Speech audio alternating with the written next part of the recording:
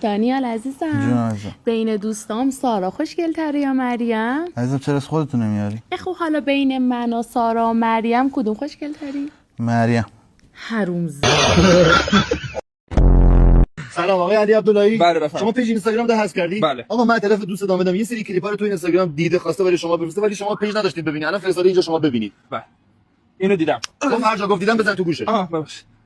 اینو دیدی؟ نه. و چرا نمیخندی؟ بخند. بلند. رد کو. برم دیگه من. اینجا. تا آخر باید ببینی. بابا چی تا آخر ببینی؟ من پیجم پاک کردم که اینا رو نفرست خارج کنم.